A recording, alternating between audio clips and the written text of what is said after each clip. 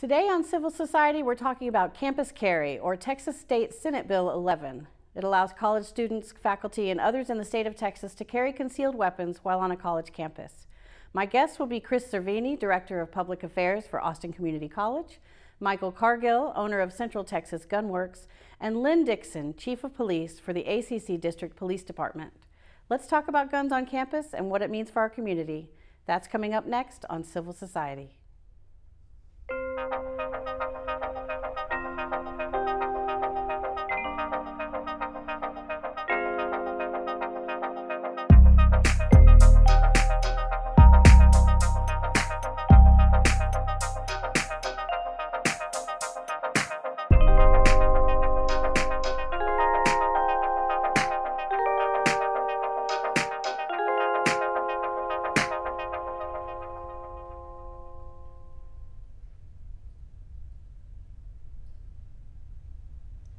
Guns on campus is now a legal reality in Texas. Love it or hate it, this new law is in place, and we're going to do our best today to make sure the rules are clear. We'll try to debunk some common misunderstandings around the law, and we'll also talk a little bit about what to expect if you find yourself on a college campus in Central Texas.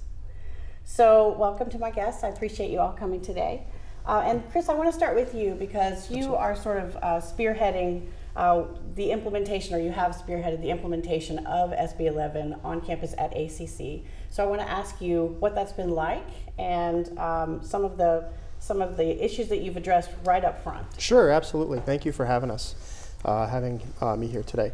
It was a very eye-opening experience implementing SB 11 at ACC, mainly because you go into it thinking that it's such a charged issue, and it is a charged issue. There's emotions on both sides of the issue. And so when we sought about implementing the law at ACC, our president, Dr. Rhodes, pulled together a group of folks from around our community, faculty, staff, students, and we had members of the community come into forums and hear from them. We also did a poll and found that the opinion on the law was pretty split among our community. 56% opposed it, 44% were neutral or they supported the law. So it was a little bit of an eye-opening experience to see that it wasn't all one side or the other. And when you have to craft a solution to implement the law, you have to take that into consideration rather than be restrictive or completely restrictive. It was a good opportunity to realize we needed a balanced approach. Sure, and that's one of the things I like about doing this show is we talk about things that there are differing opinions, and that's the world that we live in. Yep. And if we want to live in a civil society, we have to be able to listen to each other and work together. So let's be very clear about what the law is. SB 11 allows for what? It allows for a license to carry holder to conceal a handgun and enter ACC campus. And they have to have a permit, correct? Yes, they have to have a license. Have to have a license to carry. They have to be 21 years old. Mm-hmm. What else is in the law? And the biggest thing that we dealt with right up front was that there was a misconception that people thought this is open carry, that people are going to walk on campus or into buildings, the handgun visible, strapped to their side. And so we set about very early on in our process dispelling that myth. This is concealed carry. I think that's really valid because for me personally, I had that myth I had that belief until preparing for this particular show. So, and I have a kid in college, so I understand.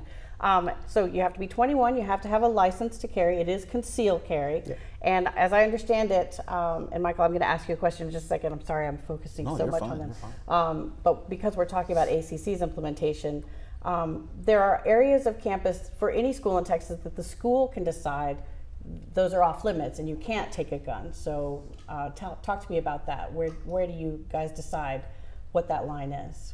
So I'll start. One of the things that the law said you could have reasonable exclusions, but didn't really specify what those were. So what we were able to do is use other laws where guns could be excluded and overlay that onto our plan for SB 11. And so, places like that would be polling places where you would have people who were underage, like a child care center, places where there was active patient care, where there were patient records, Labs where there were either volatile chemicals or gases could be excluded. So we set about, over the 6 months that we worked on implementation, we literally had maps of all of our 12 campuses and went almost room by room every week. Okay, this room, are there volatile chemicals in this room? So it was a very painstaking and careful process to identify where the exclusions were. Also understanding that, you know, the intent of the legislation was to not exclude guns everywhere. Right, which is where I was about to go with you, Michael, is because I know that you are an advocate of this law, right? Correct. Is that a fair statement? Absolutely. And so when you hear me asking them, where were you able to cut it out? Does something inside you go, well, I don't want you to cut it out. I want to be able to have guns on campus. Absolutely, but I think ACC is doing it right. They actually have gone up. Unlike other universities, they've actually gone through the steps and make sure they're actually implementing rather than trying to fight the legislation. And so they're actually doing the right thing. The chief is doing a wonderful job of implementing it with his police force and that stuff. So all that's great. And there are myths. People believe that, you know, before campus carry went into effect, before it goes into effect like right now, that a person with a handgun license can't be on the campus at all. And that's actually not true. You can actually be on the street, sidewalks, walkways, parking lots, or garages on a college campus right now with a handgun license. When campus carry goes into effect. To that point, I read that for the last 20 years at UT Austin that you could be on campus with a concealed weapon if you had a license to carry it. You couldn't go into the buildings, but you could. That's 20 years. I mean, that's a long time. This is not new. Correct. Ever since 1995, to be exact, when we first got our concealed handgun license program. And these are about license holders. These are about the law-abiding citizens of Texas. There are only 1 million actually residents in Texas that actually have a handgun license, and they are the most law-abiding. They're the ones that are less likely to be convicted of a crime. So they're not the ones that you actually have to worry about. And to the point of this, that's a really good point. And building on that.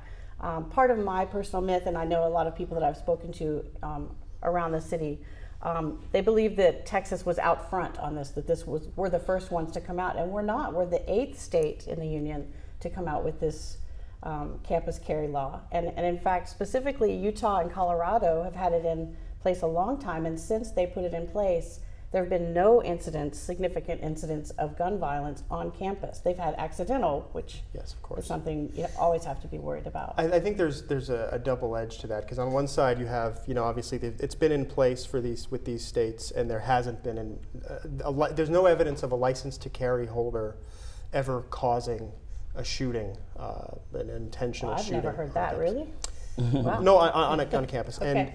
But by the same token, there's been no evidence that a license to carry holder has stopped an incident from happening. So I think there's two sides of that coin when you have the discussion about it's been in place for a number of years. So there is a body of evidence that show that is it a necessary law, and that's not what we were here to discuss. That's right. You're right. And so I wanted to get back to one of Michael's points because he made a good point about ACC implementing the law.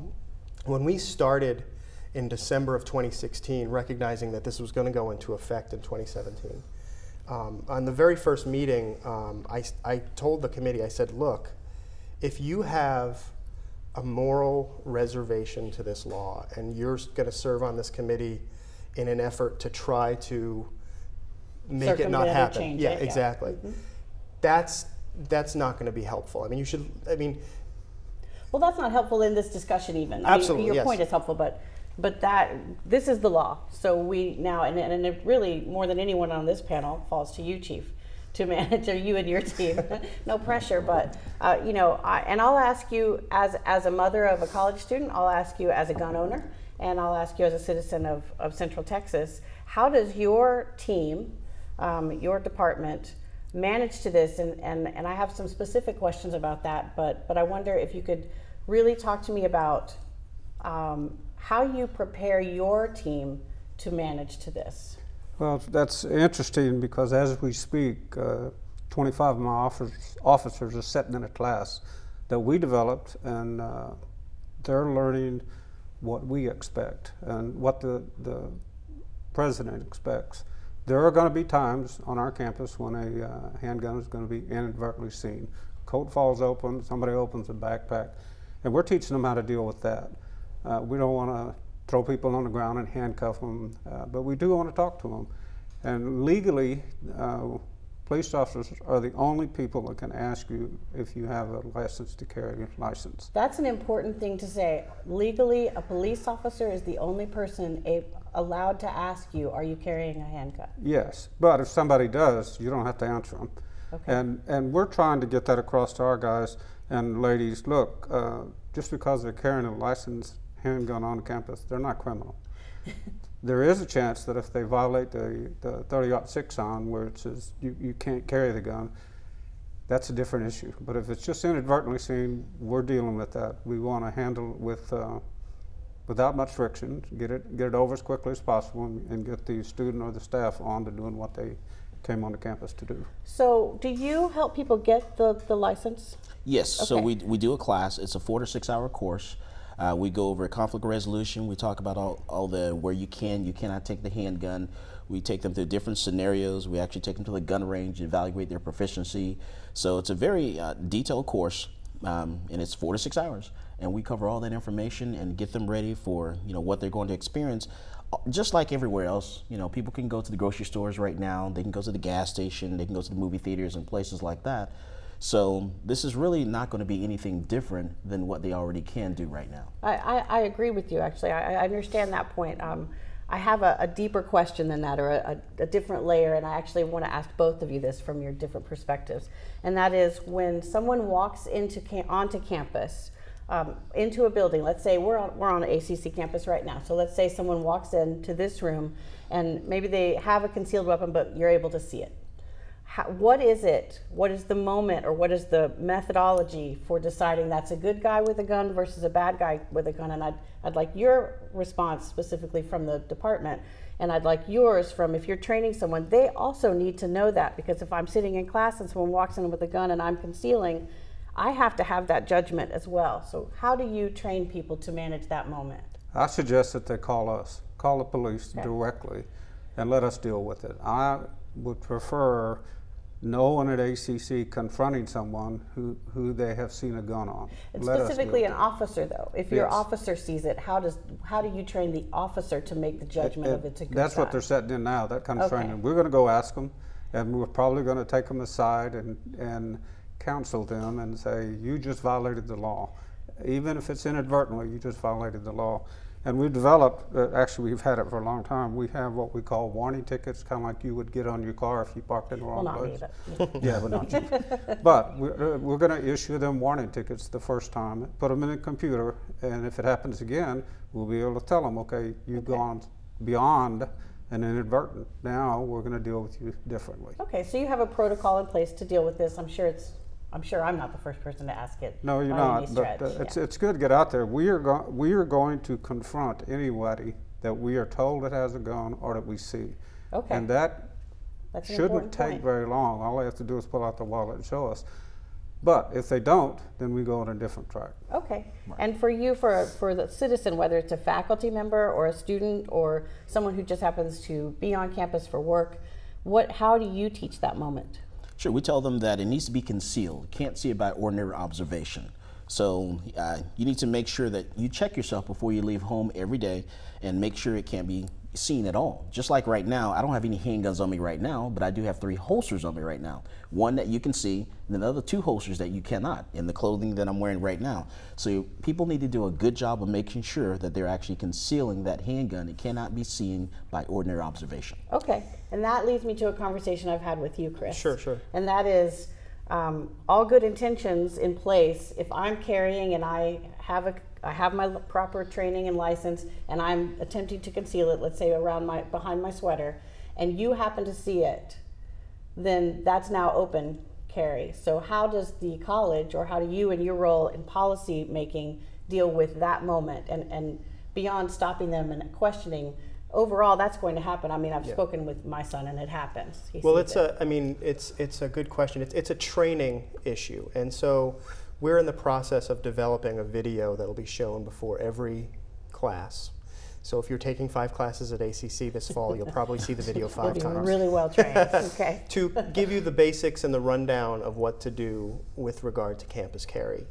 Another thing that both Michael and the chief spoke about that I'd like to put a finer point on is a lot of our policy focuses on the reasonableness of a license to carry holder to know what the rules are and to know when it's appropriate, when it's not appropriate. And this came up with construction type classes. So and I didn't know this until we started the process, but in construction type classes, there are a couple of days a week where you have to wear a harness and go up on a roof. Okay. It's probably harder to conceal your weapon if you're wearing a harness on a roof. These are not things I would have thought of. Exactly. And we didn't think about it either until we went through the process. And so the deans of the construction area came to us and said, we need to, make that an exclusion. But we couldn't outright make that an exclusion because there's no justification for it, other than to now instruct through the syllabus process and through our video that the license holder should know what the requirements are of a class going in. So if it's a class where you have to change into scrubs, and it's really hard to change and conceal a weapon while you're wearing scrubs, then we assume you're reasonable to know that that's probably not a good day to carry your weapon. So a lot of our policy is built on assuming that our license to carry holders have been trained well by the people who train them, understand the training processes that we're putting out, and know to do the right thing. What about adjacent to campus? What about I'm standing across the street from campus, your team no longer has jurisdiction, right? I'm standing across the street, but I am holding a gun, open carry legally. Does your department have to deal with that if students are on the other side of the street saying I'm uncomfortable? We do have jurisdiction. We have jurisdiction in any county that we have a building. Would we deal with it if it became an issue, if enough people came over and said, hey, there's a guy standing across the street with an AR-15, we would probably go over and talk to him, but it's not illegal. And we would talk to him on a one-on-one basis. Yeah, we're going to answer the calls that our students and faculty give us. One point I'd like to make while we're talking about this, if there's a sign that says it's prohibited for everybody, not just students. Okay. Staff and instructors. You can't go past that sign. And that's one of the things that we toyed with a long time, is once that sign goes up, it's everybody except police. Everybody? Yeah, everybody. So what was the look you just gave me?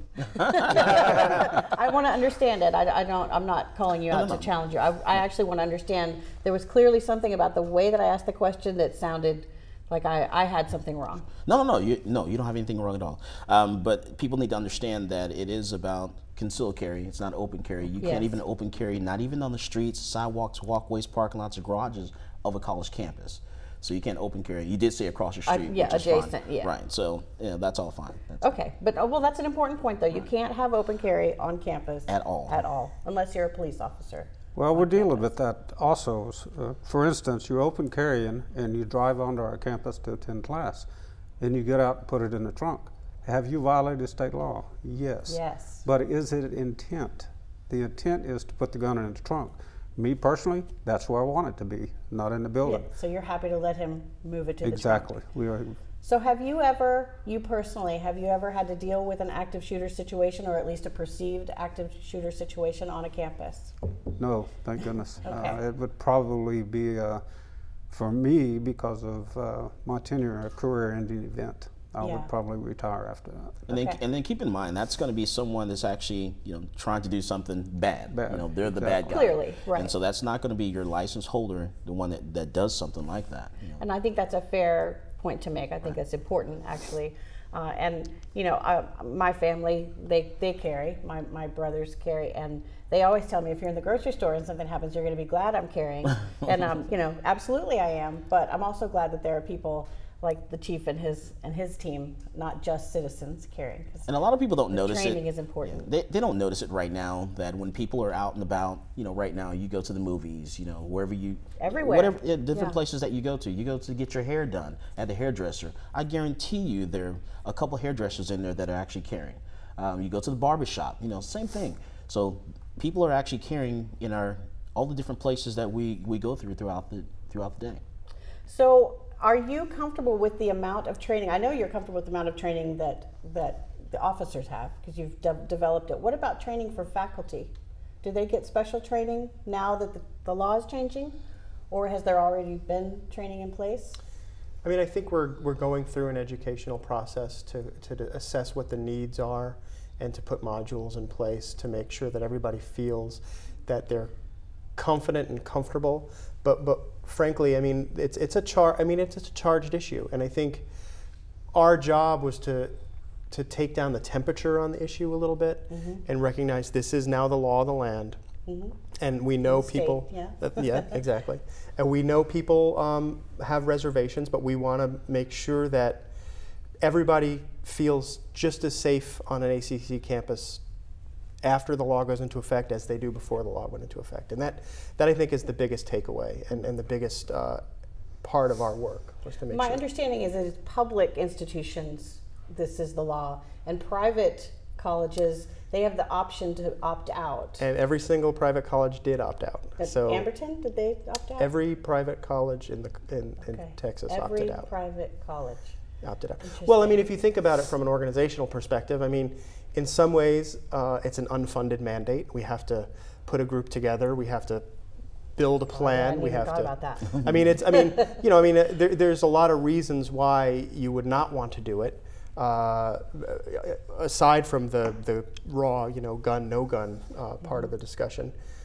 So yeah, every private college opted out. And what a lot of people don't know is it was already an option prior to campus carry for the public universities. It was already in Penal Code Section 4603. The very first paragraph, very first last line says that the university or the independent school districts can give written permission for a person to carry. So that's already been there, and that was there since 1995. So they had the option to opt in. They just chose not to. So we just had to go the route of campus carry. So when guns increase, or when more people are carrying guns and accidents increase, which we've talked about just a little bit, does that work together for you? Are you willing to accept the number of accidental shootings versus the appearing statistically anyways fewer actual gun violence situations on campus? I don't think we're going to have accidental shootings. I think you may have some different little incidents of people seeing the gun or something like that. But those things typically do not go on the rise or anything like that. Do you guys agree with that? I'll let Chief put a finer point on it, but my understanding and through the work was that the biggest threat is accidental discharge. Okay. And that was so that's not even a shooting. That's an accidental. It goes off. And not. I mean, it's. I mean, obviously, seeing. It's based on what you define a threat is. I mean, seeing. I don't know, but an accidental discharge is an actual incident, and so Chief can probably speak to what we did on that. We took the standpoint that the less a licensed to carry holder handles a gun, the less likely it is to have an accidental discharge. We went a step further and mandated through policy that the gun has to be in a holster that covers the trigger. And it has to be in a holster that covers the trigger. The rationale for that is most people are going to carry it in a backpack. So you have pens and pencils and stuff in your backpack, and you shove a gun down in it that doesn't have the trigger covered. 1 in a million chance it can go off. We don't want that to happen. So we mandated the holster that covers the trigger. And it's also the reason why we didn't offer, we don't offer storage for weapons on our campuses, because that is yet another opportunity to transfer a gun from a concealed place to a non-concealed place to put it in storage, and the action of handling a gun could potentially create a situation of an accident. Exactly. And we tell people, even if you're a lady that's going to carry it inside your purse, we tell you that it should be in its own separate pocket inside that purse. It also should be in a holster in that separate pocket inside that purse. Well, so I've seen purses made for that. I mean, absolutely, plenty of them. We worked with the Association of Community Colleges. We worked with 4 years to kind of see what they were doing when we developed our policy. There was a college that put storage in place. Yep. And we're regretting it, I believe, because the capital expense of having to put specific storage in place for weapons and raising the issues that we raised with regard to the making it unconcealed, and it just didn't make sense. So we very quickly moved away from the idea of providing storage. You know what I like about this conversation is I know that we have differing views just at this table, but this is the law, and we're all coming together to find not just the answers, but to give training to give information to the public, and to make sure that while it's the law, that it's something that we can all follow and understand. It is funny because I alluded at the beginning, at the start of this process, when we were communicating with people that we were doing this, we got very angry emails and on both sides, and somebody was like, "You're just going to do this to take away guns on campus, and I bet there's no license to carry holders on your committee," and that was not true, even though we didn't ask people if they were licensed to carry holders. And by the end, I think we got to a much better place of, look, if you don't like the law, and our board of trustees in 2015 opposed the law unanimously, and our policy before the law went into effect was to oppose the law. But once it went into play, we sat around a table. We were reasonable and thoughtful about it. We adjusted. And we worked to implement it in a way that we feel will be safe for our community. I think that's a perfect place to stop the conversation. Perfect. Thank you all so much for sharing your knowledge and your experience, and for coming to the show today. I appreciate it. Thank you for having us. I want to thank my guests today, Chris Cervini and Chief Dixon from ACC, and Michael Cargill, owner of Central Texas Gun Works. And I want to encourage anyone with additional questions, concerns, or confusion about this topic to seek out good information, reliable information. We'll provide links to reliable sites and data on our website, nonprofitaustin.org/civil society. And we also encourage you to continue the conversation with us on Facebook at facebook.com/civil society TV. I'm Julie Niehoff. Thanks for watching.